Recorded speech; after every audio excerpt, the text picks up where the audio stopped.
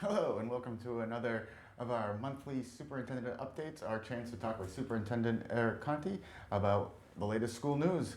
Eric, thanks for taking some time. Of course, Rich. So here we are, it's June, we made it. School has stayed in session. Just your thoughts on, looking back over the year. Well, we haven't made it yet. We still have some more time. That's true. So again, certainly don't want to jinx the role we're on, but I think been very pleased that school's been back. I think the feedback from parents, students, faculty have all been very positive. I think the precautions that we've had in place all year served us well, and I just think as more and more people get vaccinated, the lower community spread we're seeing, and the more confident I feel that school can return to a much more typical schedule in the fall. So I'm excited about that. I'm even thinking that our next monthly updates, we won't need to be wearing masks as the indoor guidance changes. Yeah, that was my next question. So just, things did change on the state level, also, changing for schools. So what is, some of the new differences and how are the students reacting? Well, again, there were, I think, lots of cheers when outdoor recess could be maskless, and we didn't necessarily have to worry about social distancing or cohorting the kids or contact tracing. So recess can be very much like it was before. The kids can interact, and if they're outside, really no different than in prior years. So, and even the adults monitoring the kids, as long as they're distanced, can have their masks off. So it provides a great break in the day to do that. We still have some distancing requirements inside the buildings. We still have some masking requirements inside the buildings. But we believe, again, as more and more 12 and older students get vaccinated, that we'll see a return to a much more typical schedule next year without the spacing requirements, with lunch being run as normal, which has also had a great impact on our scheduling. So if lunch can go back to cafeteria and cafeteria tables, I think, again, the feel in the fall should be a pre-pandemic type schedule. Well, I know from the last school committee meeting that one of the things that you guys are doing in the administration to, help during the fall is bringing on some new positions using federal funds. Yep. You want to talk about some, maybe the mainline sort of like, thinking behind using those federal funds for positions rather than programming? Well, positions lead to programming. I think what we were trying to make sure that we were valuing is sort of that human connection, not using computer-based supports and trying to have more in-person supports. I think one of the things we've been told to be mindful of is there could be some anxiety. We have some students who haven't been back in-person learning since last March. So, right. And we probably have about 600 students who have been fully remote at all levels. So we have to be prepared to work with them, readjust them back to school.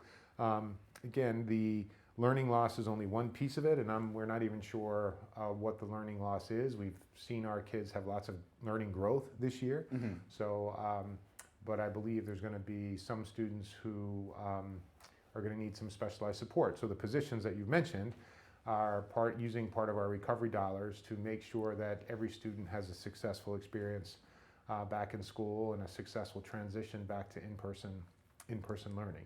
And so we'll try to be prepared, spending some of the resources on coordinating mental health to make sure that we have our mental health resources coordinated all the way through the district, looking at making sure our literacy, which is a huge part of what we do in the school district, make sure those efforts are coordinated.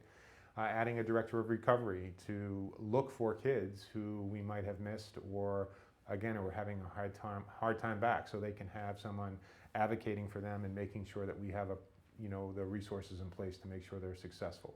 Again, all comes back to the classroom. I think our teachers are excellent. They'll be ready, but we want to make sure the resources are in place and to be proactive, because to add them after is going to be really tricky, and so we wanted to make sure they're in place prior to the kids arriving.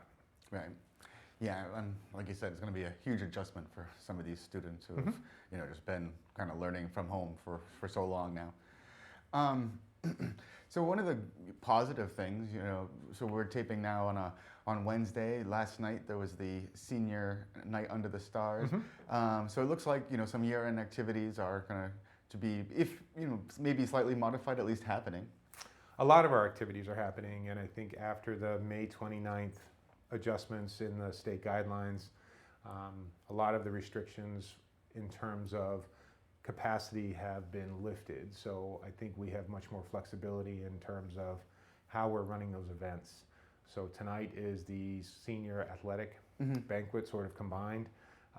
Tomorrow night is scholarship night at the high school. And then Sunday is obviously graduation, where we thought we were going to have to limit the number of people in the stands, and we no longer have to do that. So we're going to see, there's still some, we had done a lot of planning prior to the change, so Sure. we're still going with some of the changes, but when I'm saying we, it's really the high school. I didn't have anything to do with that. The high school's done a great job, and they'll run a graduation that's more typical, not completely traditional, but more typical than what we've had, and not limit the number of spectators outside of the field in the stands. So again, I think things are going to have more of a traditional feel. The 8th grade ceremony is going to happen on Monday using the high school varsity field, using the same setup outdoors, and that's typically in the middle school gymnasium, which gets really crowded and really hot. So Yes. I'm excited that it's going to be outside. And then we'll have sort of the following week and a half, we'll have the 5th grade stepping up ceremonies and some 5th grade fun days, and those have all been in the works and been planned. And I think as we've had the restrictions lifted, the principals have been able to be a little bit more creative. So again, I'm hoping that we can provide as many celebrations as the kids earned this year, and they earned quite a bit. So and make sure they're recognized. Yeah, this is a much different conversation than we had a year ago at this time. Yeah.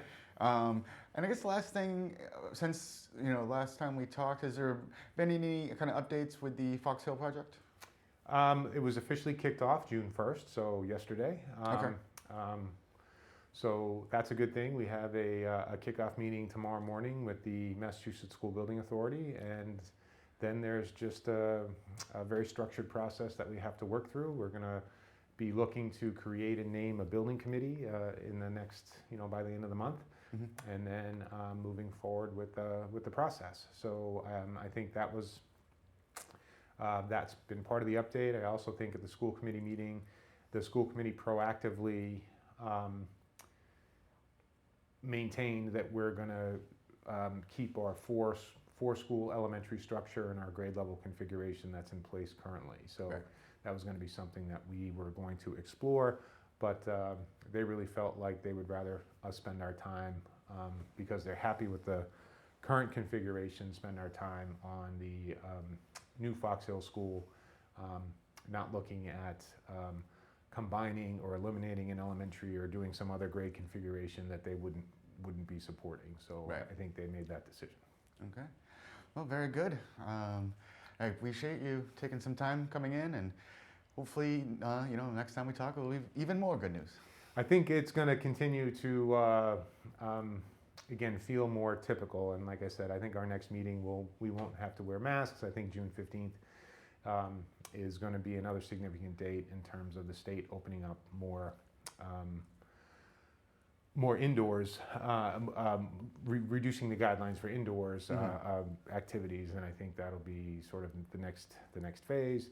And then it's really getting everyone out safely and expressing just such tremendous gratitude to certainly to our teachers, support staff, our principals, and our students, who all were just incredible this year. And then putting this behind us, and then moving on to a more typical summer and a more typical start to the fall, which we're already planning. So again, I really appreciate the opportunity to share what's going on.